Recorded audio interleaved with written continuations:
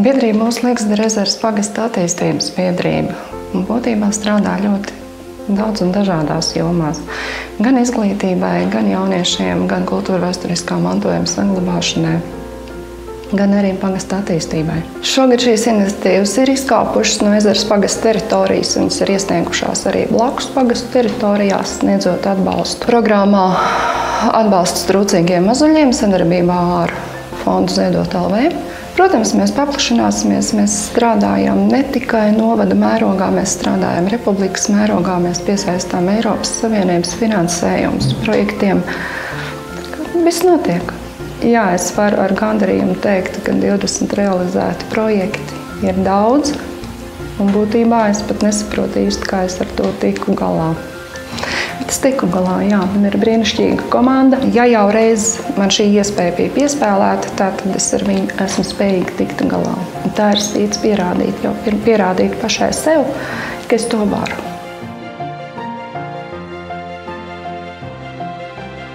Mūsu misija, ja kādreiz, kad viņa 2006. gadā nodibinājās, tad tā bija vienas mazas ieliņas jūras krastā iedzīvotāju vēlme saglabāt neapbūvētās kāpes kopā ar saviem dombiedriem, tad tas jau pārvērtās par mērķi saglabāt vispār tās vērtības, tās unikālās vērtības, kuras Jūrmalai ir dotas. To, ko neviens kaut kāds jauns rajons vai kas ne par kādiem miljoniem nevar iegūt. Tas ir šīs neapbūvētās kāpes, meži, šīs vēsturiskās būvs, koka arhitektūra. Mēs esam panākuši, ka vismaz formāli tiek ievērots likums. Atsevišķās tiesvedības, ko mēs esam uzvarējuši, tas ir tikai kalpojis tāds apliecinājums, ka tomēr šajā pilsētā kaut ko arī var izdarīt. Gandarījuma brīži ir daudz un ir dažādi. Ja? Gan pieņemsim par 45,000 kvadrātmetru meža saglabāšanu, dubultu kāpās, 100-200 gadīgu priežu mežu saglabāšanu. Mums jau zvana no citām pašvaldībām un iedzīvotāji, un mums ir līdzīgi domājošie. Bet tas, ko mēs vēlētos, pat ja mums neiedodās ar šo likumu, kas mums palīdzētu tieši šajā brīdī, kad Jūrmalā atkal kārtējie grozījumi ir ieplānoti, panākt to, ka vismaz sabiedrības daļa sāk aizdomāties par konkrētu cilvēku lēmumiem, kurus viņi pieņem, sākt interesēties.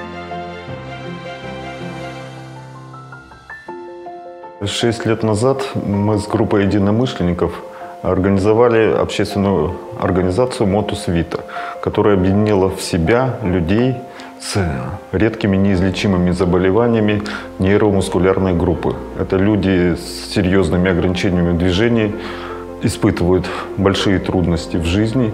И поэтому мы объединились, чтобы, помогая друг другу, решать наши проблемы, сделать нашу жизнь более радостно, интересно. Мы сейчас совершаем такой мягкий плановый переход от успешных дискретных проектов и программ, которые нам удаются, к построению системы.